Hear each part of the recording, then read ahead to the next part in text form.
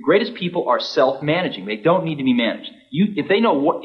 Once they know what to do, they'll go figure out how to do it, and they don't need to be managed at all. What they need is a common vision, and that's what leadership is. What leadership is having a vision, being able to articulate that so the people around you can understand it, and getting a consensus on a common vision.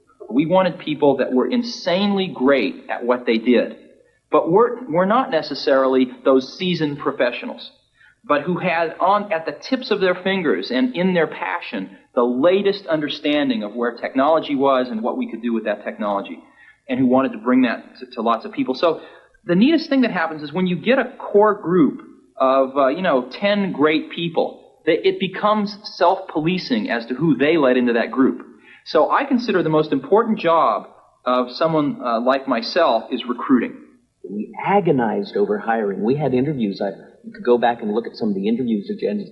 They would start at 9 or 10 in the morning and go through dinner. A new interviewee would talk to everybody in the building at least once and maybe a couple times, and then come back for another round of interviews, and then we'd all get together and talk about it. And then they could fill out an application. No, they never filled out. The most critical part of the interview, at least to my mind, was when we finally decided we liked them enough to show them the Macintosh prototype, and then we sat them down in front of it, and if they just kind of were bored or said, this is a nice computer, we didn't want it. We wanted their eyes to light up and them to get really excited, and then we knew they were one of us. And everybody just wanted to work, not because it was work that had to be done, but it was because something that we really believed in that was just going to really make a difference.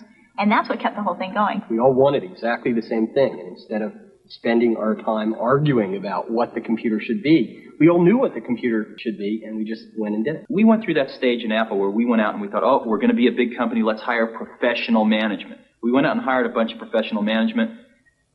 It didn't work at all. Most of them were bozos. They knew how to manage, but they didn't know how to do anything. And so if you're a great person, why do you want to work for somebody you can't learn anything from?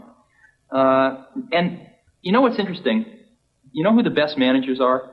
They're the great individual contributors who never, ever want to be a manager, but decide they have to be a manager because no one else is going to be able to do as good a job as them. After hiring 2 professional managers from outside the company and firing them both, Jobs gambled on Debbie Coleman, a member of the Macintosh team. 32 years old, an English literature major with an MBA from Stanford, Debbie was a financial manager with no experience in manufacturing. I mean, there's no way in the world anybody else would give me this chance to run this kind of operation. And I don't kid myself about that. This is an incredible high risk, both for myself personally and professionally, and for Apple as a company, to put a person like myself in this job. I mean, they're really betting on a lot of things. We're betting that my skills at organizational effectiveness, override all those, lack of technology, lack of experience, lack of, time in manufacturing. So it's a big risk, and I'm just an example, and every single person on the Mac team, almost to your, entry-level person, you could say that about. This is a place where people were afforded just incredibly unique opportunities to prove that they could write the book again. Inscribed inside the casing of every Macintosh, unseen by the consumer, are the signatures of the whole team. This is Apple's way of affirming that their latest innovation is a product of the individuals who created it, not the corporation.